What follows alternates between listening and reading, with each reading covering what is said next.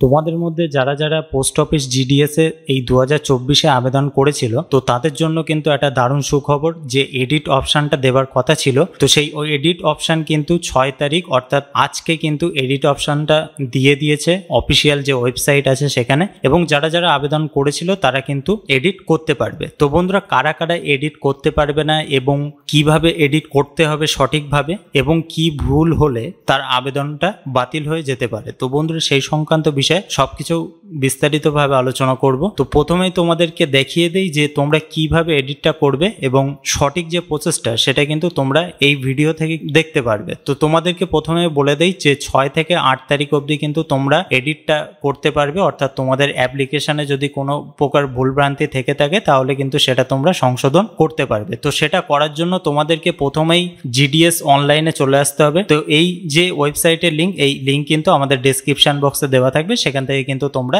Direct click করলে এই ওয়েবসাইটে চলে আসতে পারবে। তো তোমরা তারপরে দেখতে পাবে খোলার পরে এখানে অ্যাপ্লাই অনলাইন বলে যে অপশানটা, তার নিচেই কিন্তু তোমরা দেখতে পাচ্ছ যে এডিট অ্যাপ্লিকেশন। তো এই এডিট অ্যাপ্লিকেশনটা তোমাদেরকে ক্লিক করতে হবে। ক্লিক করার পরে তোমাদের এখানে যে রেজিস্ট্রেশন নাম্বার আছে, তো সেই রেজিস্ট্রেশন নাম্বারটা দিয়ে দেবে। তো রেজিস্ট্রেশন নাম্বার দেওয়ার পরে তোমাদের ওটিপি পাঠানো হবে। তো ওটিপি পাঠানোর পরে কিন্তু তোমাদের একটা ক্যাপচার কোড এখানে থাকবে, সেটা কিন্তু ফিল করে সাবমিট করে দিতে হবে। তো সাবমিট করার পরে তোমরা কিন্তু অন স্ক্রিন দেখতে পাচ্ছ ঠিক তোমরা যখন অ্যাপ্লিকেশনটা করেছিলে তখন যে আপডেটটা ছিল, তো সেই আপডেটটা কিন্তু চলে আসবে। তো দেখো, তোমাদেরকে প্রথমেই বলে দেই যে তোমরা কোন কোন জিনিসগুলো পরিবর্তন করতে পারবে না। তোমাদের রেজিস্ট্রেশন যে নাম্বারটা সেটা পরিবর্তন হবে না, নিজের যে নামটা সেটা পরিবর্তন করা যাবে না, মোবাইল নাম্বার, ইমেল আইডি আর তোমাদের যে সার্কেলটা, তো সেটা কিন্তু তোমরা পরিবর্তন করতে পারবে না। আর বাদবাকি যে জিনিসগুলো আছে তোমাদের মাধ্যমিকের বিভিন্ন সাবজেক্টে, তো সেই সাবজেক্টের নাম্বার যদি তোমরা পরিবর্তন করতে চাও তাহলে কিন্তু তোমরা করতে পারো।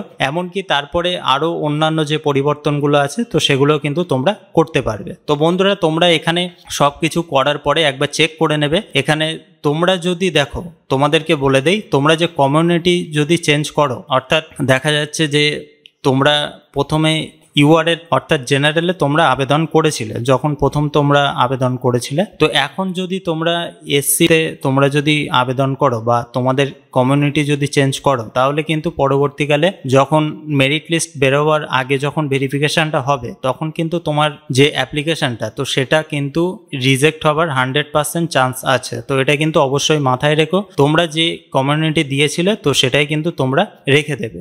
সম্পূর্ণ ডিটেলসটা এখানে দেখে নেওয়ার পরে নিচে যে সাবমিট অপশানটা, এই সাবমিট অপশানে তোমাদেরকে ক্লিক করে দিতে হবে। ক্লিক করার পরে তোমরা এখানে একটু দেখে নেবে যে তোমাদের ডিটেলসগুলো অর্থাৎ রেজিস্ট্রেশন ডিটেলসগুলো সবকিছু ঠিকঠাক আছে কিনা। তো এখানে ক্লিক করার পরে এখানে নিচে দেখতে পাচ্ছ যে I hereby declare that, এখানে তোমাদেরকে ক্লিক করতে হবে। ক্লিক করার পরে তোমরা যে নিচে ক্যান্সেলের পাশে সাবমিট অপশানটা দেখতে পাচ্ছ, তো সেই সাবমিট অপশানে ক্লিক করে দেবে।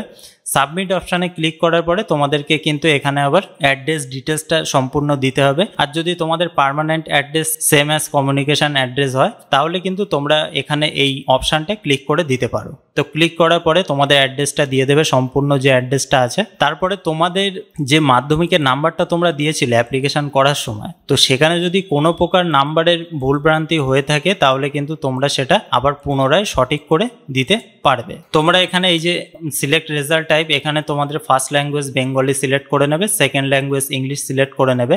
আর যদি কারোর অপশনাল ইলেকটিভ সাবজেক্ট থেকে থাকে, যদি আগে তোমরা না দিয়ে থাকো তাহলে কিন্তু এখানে তোমরা দিতে পারো, আর না হলে কিন্তু তোমরা এখানে 0 বসিয়ে দিতে পারো। আর সিজিপিএ স্কোর, তোমাদের বোর্ড যদি সিজিপিএ স্কোর যদি অ্যালোটেড করে তাহলে কিন্তু তোমরা এখানে সিজিপিএ দিতে পারো। আর যদি তোমাদের বোর্ড সিজিপিএ না দেয়, অর্থাৎ তোমাদের যে মার্কশিট আছে সেই মার্কশিটে যদি সিজিপিএ না থাকে তাহলে কিন্তু তোমরা এখানে ব্ল্যাঙ্ক রেখে দিয়ে সেভ অ্যান্ড কন্টিনিউ যে অপশানটা আছে সেখানে তোমরা ক্লিক করে দেবে। তো বন্ধুরা, তোমরা যে ডিভিশনটা প্রথমে অ্যাপ্লিকেশন করার সময় তোমরা সিলেক্ট করেছিলে, তো সেই ডিভিশন কিন্তু তোমরা এই এডিট করার সময় চেঞ্জ করতে পারবে। এটা কিন্তু অবশ্যই মাথায় রেখো, যদি তোমরা ডিভিশন চেঞ্জ করতে চাও তাহলে কিন্তু সেটা করতে পারবে। তো বন্ধুরা, ডিভিশন চেঞ্জ করার পরে যদি তোমরা ওবিসি বা এসসিতে আবেদন করে থাকো তাহলে কিন্তু অবশ্যই যে ডিভিশনে তোমরা আবেদন করছো সেই নোটিফিকেশন থেকে তোমাদের কতটা এসসির এবিপিএম বা বিপিএম যে সিটগুলো আছে তো সেগুলো কিন্তু তোমরা দেখে নিও। তারপরে কিন্তু তোমাদের যে পোস্ট প্রেফারেন্সটা সেটা কিন্তু তোমরা সিলেক্ট করো। তো অবশ্যই তোমরা যে কমিউনিটি থেকে আবেদন করছো, অর্থাৎ যদি কেউ ওবিসি থেকে আবেদন করো তাহলে কিন্তু তোমরা প্রথমেই যে ওবিসির যে পোস্টগুলো আছে তো সেগুলো কিন্তু তোমরা প্রথমে প্রেফার করো, তারপরে কিন্তু তোমরা অন্যান্য দেখা যাচ্ছে ইউআরের যে পোস্টগুলো আছে যদি তোমাদের বাড়ির কাছাকাছি হয় তাহলে কিন্তু সেগুলো তোমরা প্রেফার করতে পারো। তো তাতে কোনো প্রকার অসুবিধা হবে না। প্রেফার করার পরে কিন্তু তোমরা নিচে দেখতে পাচ্ছ যে I hereby declare that, এখানে টিক মার্ক করে সেভ অ্যান্ড প্রসিডে ক্লিক করে দেবে। সেভ অ্যান্ড প্রসিডে ক্লিক করার পরে তোমাদের যে ফর্মটা সেটা কিন্তু সম্পূর্ণ কমপ্লিট হয়ে যাবে যে এডিটটা করলে তোমরা। তো এডিটটা করার পরে তোমাদের ফর্মটা তোমাদের কম্পিউটার হোক বা ফোন হোক সেখানে কিন্তু একটা পিডিএফ আকারে সেভ করে নিও। তো এবার তোমাদেরকে বলবো যে কাদের কাদের অ্যাপ্লিকেশনটা বাতিল হতে পারে, অর্থাৎ যারা যারা আগে অ্যাপ্লিকেশন করার পরে পেমেন্ট করিনি বা তাদের পেমেন্ট অপশান ফেল হয়েছিল তারা চেক করিনি, তো তাদের ক্ষেত্রে কিন্তু এডিটটা তারা করতে পারবে না। এবং নেক্সট হচ্ছে যারা যারা কমিউনিটি চেঞ্জ করবে, অর্থাৎ দেখা যাচ্ছে কেউ এসসিতে আবেদন করেছিল কিন্তু এখন সে জেনারেলে আর কি কমিউনিটিটা চেঞ্জ করছে, তো তার ক্ষেত্রে কিন্তু মেরিট লিস্ট বেরোনোর আগে কিন্তু তার আবেদনটা বাতিল হতে পারে, এটা কিন্তু অবশ্যই তোমরা মাথায় রেখো। আর তোমরা যারা যারা ফোন থেকে তোমাদের এডিটটা করবে তো তোমাদেরকে বলবো যে একবার রেজিস্ট্রেশন নাম্বার দিয়ে খুলবে যখন তোমাদের এডিট অপশানটা, তো হঠাৎ যদি সবকিছু করার পরে যে তোমাদের মনে হয় যে একটা জিনিস ভুল হয়ে গেল, আমি ব্যাক করে আবার সেখান থেকে আবার প্রথম থেকে করব,